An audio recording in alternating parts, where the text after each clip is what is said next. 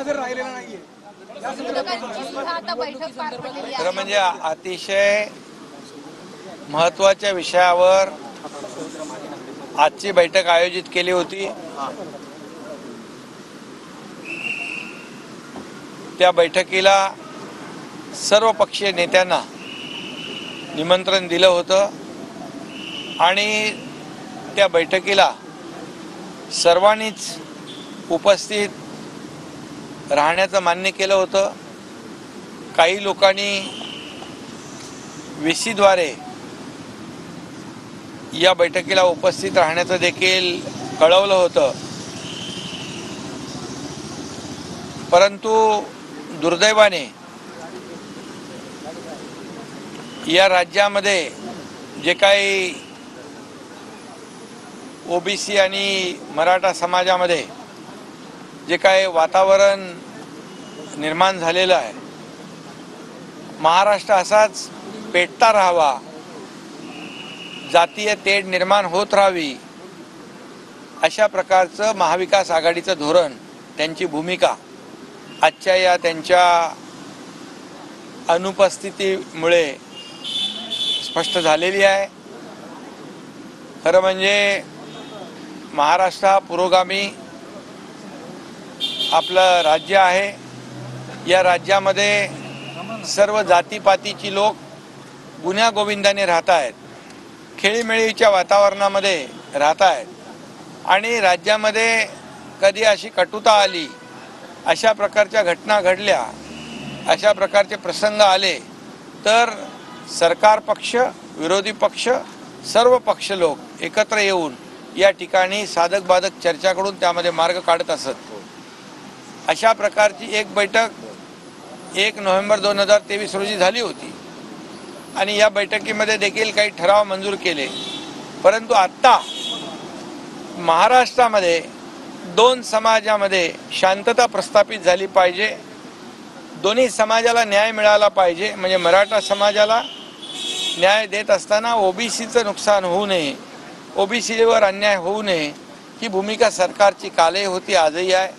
तीच भूमिका आजच्या बैठकीमध्ये देखील त्यावर चर्चा केली।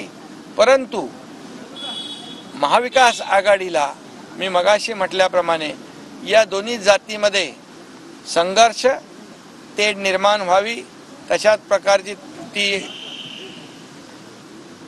जो काही तेढ आहे किंवा जो संघर्ष आहे तो तसाच कायम राहावा आणि आपली राजकीय पोळी त्याच्यामधून भाजून घ्यावी, अशा प्रकारचं जे काही चित्र किंवा त्यांची भूमिका ही आज महाराष्ट्रासमोर उघड झालेली आहे। आणि म्हणून आंदोलनकर्त्यांनी देखील या बाबीचा निश्चित विचार करावा की मराठा आणि OBC या समाजाबद्दल किती प्रेम आहे या लोकांना, याचा देखील विचार करावा। आणि खऱ्या अर्थाने सरकारची भूमिका स्पष्ट आहे, सरकारचं धोरण स्पष्ट आहे।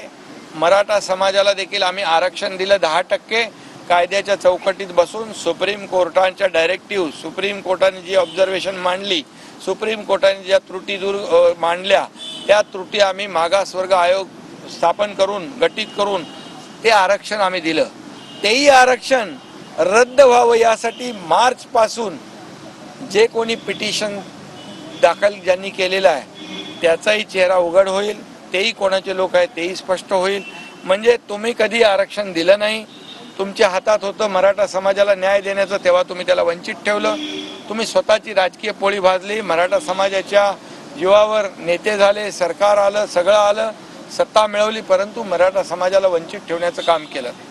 आणि आम्ही मराठा समाजाला न्याय दिला, 10% आरक्षण दिलं, ते रद्द व्हावं म्हणून देखील प्रयत्न जे लोक करतायत हे देखील निंदनीय आहे।